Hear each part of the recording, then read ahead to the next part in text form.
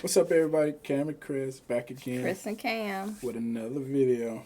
This time we got YNW Melly. Say, let's talk about YNW Melly. Who's really guilty, Melly or Melvin? But this is all going off if he did it or not, too, right? Well, It said if he did it, if who he guilty? did it, That's what it should say, if right? if he did it, he if his lawyers are smart, they're gonna say Melvin did it. His split personality. Then that way they could plead insanity. Yeah, but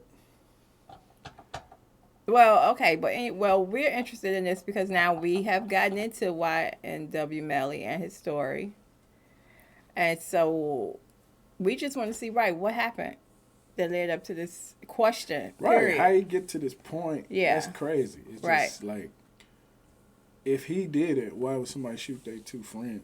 Right. What happened? If he did that, and how he even get to this point, like how these people be having mental illness, and where it start from. Mm-hmm. know. And why didn't somebody try to help them earlier? Because he's still young. But if you don't talk about it, or It sounds like from just the music I've been hearing, that's they, that sound like he's talking about it. That's But his by that- that's his out. That's Yeah. like I said, it's like they be just reading from their diary. but by that point they teenagers already. What does that mean? It's not too late at teenage age. Shoot, it's almost too late. But that's what I'm saying. I mean, as a parent or you got to notice if your kid is running at a time. I didn't do that. So and so did that, or I didn't say that. That I didn't. I couldn't control that. It'd be certain things that they gonna say that make you be like, "Wait, what?" What you mean? Right? You gonna question that, or a teacher, or a auntie. Like I be saying, just it ain't always just the parent. It be other people around. Well, I guess you would notice maybe his demeanor. You'd be like, sometimes he just. Yeah, you And then sometimes he just got a whole totally different look in his eye, and it's like it's two different people. right response. How you respond. Yeah. And that's just, what's intriguing about Melly. Yeah. Yeah. So, I mean, that's why we're trying to get it. We just want to see what led up to this. So, Yeah. Let's see. let's see. YNW Melly, real name Jamel Demons, was born in May of 1999 in Gifford County, Florida. Melly came into the world with the cards stacked against him. He was a young black man, raised in a low-income neighborhood, who was exposed to violence and crime at a young age. Despite all these things, Melly had a passion for music from a young age and began writing and recording his own music as a teenager. Melly developed a minor following, but at the age of 18, while incarcerated, he released his breakout hit, Murder on My Mind. Wake up in the morning, I got murder on my mind. AK-40. Upon his release, Melly found that the success of his record had garnered him enough attention to sign to Atlantic Records, and from there, he found widespread commercial success, collaborating with huge artists like Juice WRLD and Kanye West. Melly was a young and successful rapper with a promising career ahead of him. However, he struggled with behavioral problems and mental illness. He was known for being unpredictable and volatile, and it was always clear that something was not quite right with him. These issues would inevitably lead to the decline in his behavior, resulting in his eventual arrest for the murder of his two best friends in 2019, less than a year after being released from jail. This cut short a career that had the potential to be far more influential and storied than it has been. The court case that ensued as a result of this crime has not been a purely legal matter, but also a moral and political one. It highlights, in a highly publicized forum, the importance of addressing behavioral health issues in the criminal justice system. The defense argued that Melly's actions were a result of his untreated behavioral and mental health issues, and that because of this, he should be given leniency in his sentencing. They argued that most of Melly's entire life had been marked by trauma, abuse, and neglect, and that it was clear that he needed long-term treatment and support in order to overcome his condition. So what exactly is Melly's condition? Melly has dissociative identity disorder, often referred to as multiple personality disorder. There are many different personalities that make up who he is as a person. These personalities are not necessarily distinct, but rather different aspects of his character that are revealed in different situations and contexts. The first of Melly's two most dominant personalities is Melly himself. This persona is known for his deep emotional connection to his music and a strong sense of empathy for those around him. This personality is shown in his more introspective or romantic songs, where he often raps about his struggles and feelings. Second of the two personalities is Melvin. This persona is characterized by an aggressive and confrontational attitude, as well as a willingness to take risks and push boundaries. This side of Melly is on display in his music, when he raps about violence, gang culture, and other controversial subjects. The defense argues that Melly suffered a significant amount of trauma, abuse, and neglect throughout his life, and people who suffer from this disorder often describe having a personality that serves as a protector, in this case being Melvin. Melvin had to endure some pretty rough conditions growing up in the dangerous streets of Gifford, as well as an abusive family situation. In 2011, Melly's mother, Jamie, married a man named Benny King Jr. Benny was arrested for child abuse, and Melly had to move out of the house. The police report details that Benny was upset at Melly for stealing an iPhone. He grabbed a stick and started beating Melly all over his body. Melly was able to take the stick from him and break it in half. He tried to run away, but Benny was able to restrain him, grabbing him by the neck, then beating his face and body. Benny then took his finger and started digging into Melly's right eye. The bruising around Melly's neck and the trauma to his face ended him up in the hospital. At this point, Melly's friends recount that his mother showed very little support for him, feeling as though Melly did something wrong for putting charges on her husband. Jamie seemingly... And this still all from stealing their iPhone. From stealing the iPhone. But how can you say he put charges on... He was a kid. They said the mother was mad that he put charges on her husband. I mean, that's just what was supposed to happen. Well, we always see these situations where the mother chooses the boyfriend over Well, the kid. yeah. But... Not even the father or the husband. It'd be the boyfriend. Well, he was her husband. She married him, they said. So, I don't understand how she met. He put charges on her husband. No, he should have been arrested. It was child abuse. Kid, they put the charges on him. He abused a child. But another thing I was about to say, remember we were talking about in the other song when he said that Melvin gets jealous when Uzi said he's with her, and you saw that picture where the man had the different personalities and a couple of them were girls, were women, and I was like, so they do have opposite sex could be one of the personalities. So when we were saying who is her, one of them could be one of his other personalities. Yeah. But anyway, yeah, I just noticed that in the picture. But okay, this is already too much. chose her husband over Melly and sent him to live with his grandmother after this incident. In an interview with Complex, Melly said that during that same year, he brought a knife to school, took it out at lunch, sliced the girl's neck, then sliced his own neck. What? After this, he was sent to a mental health treatment center against his will, which he said had happened multiple times while he was growing up. In addition to these many issues and instances of trauma, Melly has a long and notable criminal history. Jamel Demons, meaning Melly, was arrested on October 19th in 2015 on 3 counts of aggravated assault with a deadly weapon and 1 count of discharging a firearm in public after he fired shots at 3 people near Vero Beach High School. Follow up, a teenager has been arrested in Vero Beach after he fired shots near Vero Beach High School.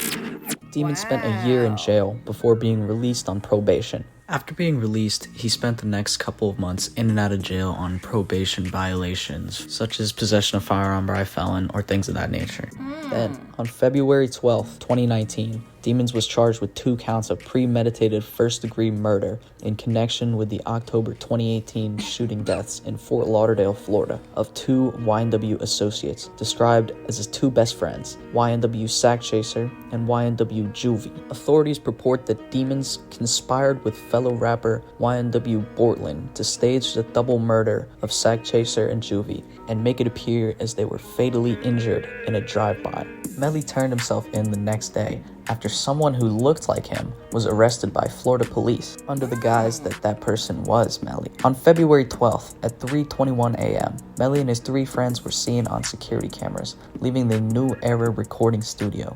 They got into a Jeep Compass. Bortland was driving. YNW Melly was in the back left seat. This left the 2 victims on the right side. The prosecution alleges that Melly fatally headshot both men from the back left seat. Then, he and Bortland got out of the car, where they proceeded to shoot up the right and back side of the Jeep in an attempt to make it look like a drive-by shooting. After this, Bortland dropped Melly off at an unknown location to dispose of the weapons, while he drove Sackchaser and Juvie's bodies to the hospital, arriving at around 4:30 a.m. Once at the hospital, Bortland could present the drive-by shooting alibi without Melly present or being implicated. However, cell phone records and the aforementioned security camera footage, as well as bullet trajectory analysis, showed that Melly was in the car that night. Bortland's alibi also did not match up with the route that the cell phone records showed. He said that the shooting occurred just off an exit near Southwest 160th Avenue, and that he drove directly to the hospital from there. However, the location of his cell phone stated that he took a detour that night, possibly to drop off Melly. Based on these facts alone, it can be assumed beyond all reasonable doubt that Melly was in the car that night. However, the amount of time that he was in there is unknown. When looking purely at the bullet trajectory analysis, it is hard to see exactly how the prosecution's theory lines up. If Melly headshot Juvie and Sack from the back left seat, why are there no shots coming from that direction? If anything, it looks like the fatal shots came from behind. Despite this, a shell casing was found directly under Melly's seat, and the prosecution uses this to say that at least one shot was fired from the back left seat that night. Maybe Melly reached behind Sackchaser and shot him in the head, then he moved his arm back, fired a second shot, killing Juvie. In this hypothetical, he likely would have seen the first casing and picked it up, whereas the second one fell between his legs and under his seat. Considering the fact that he allegedly fired 2 shots and only one casing was found, the only argument of the prosecution that makes sense is either that Melly picked up one of the shell casings or that one fell out of the car. Remember, this is only a fraction of the evidence available to the judge, jury, and prosecution, meaning that everything said in this video is purely conjecture. With this caveat in mind, the prosecution argues that Melly coldly planned and carried out the murders of his 2 childhood best friends in a particularly cruel and heinous manner. After presenting the evidence just shown, they argued that Melly showed a consciousness of guilt and a motive to commit the crime, being that Sack and Juvie had allegedly been extorting him. On the other hand, the defense argues that there was a lack of physical evidence linking Melly to the murders. They stated that the prosecution's evidence was circumstantial and that it did not prove beyond a reasonable doubt that Melly was guilty.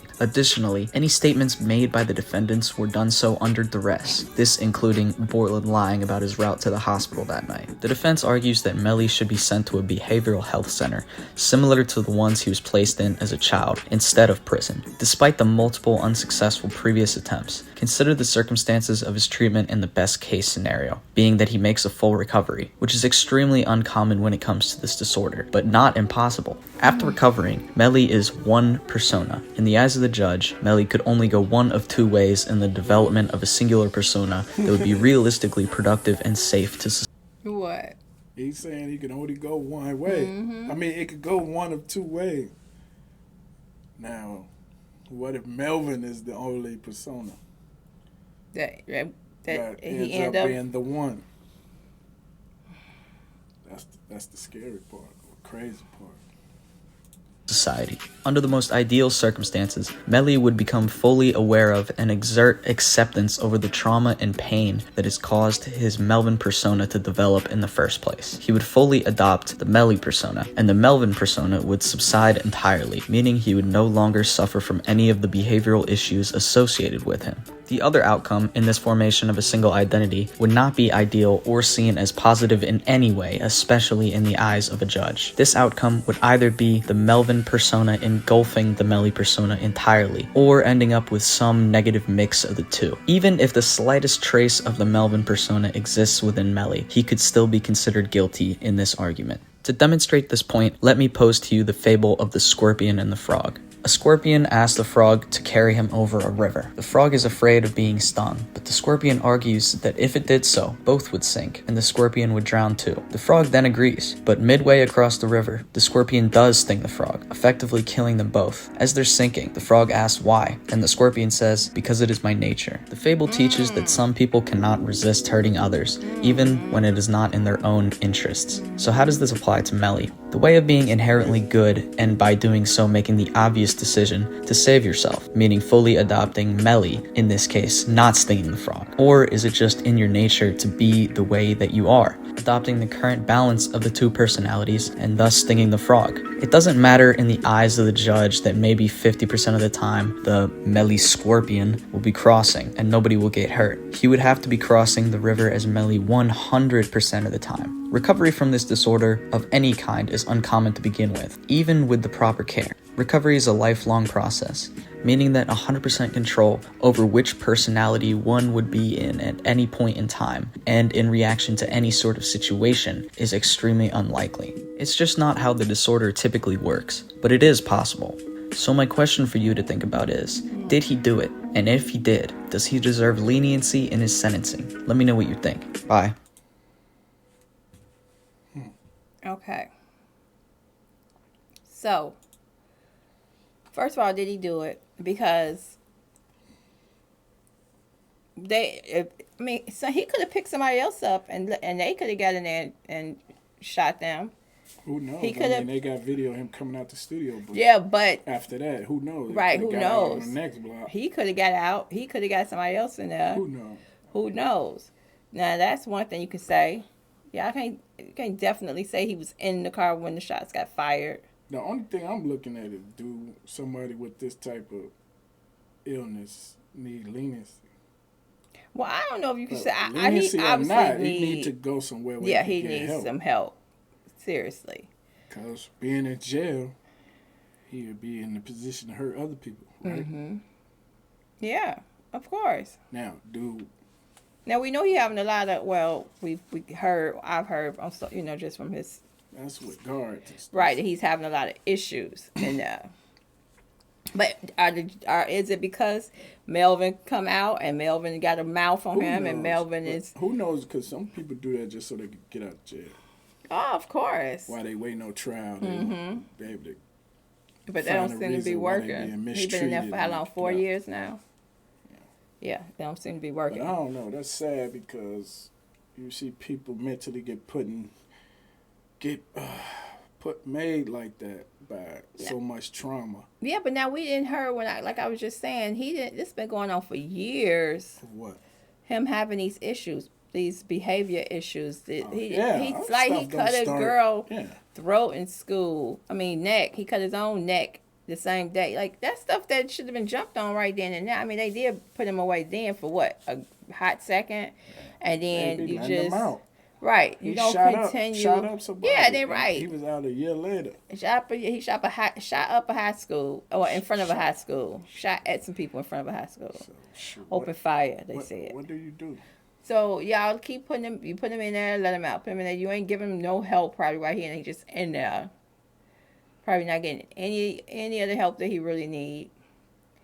And that's what I was saying. It's not just it was too late. They could have been helping him.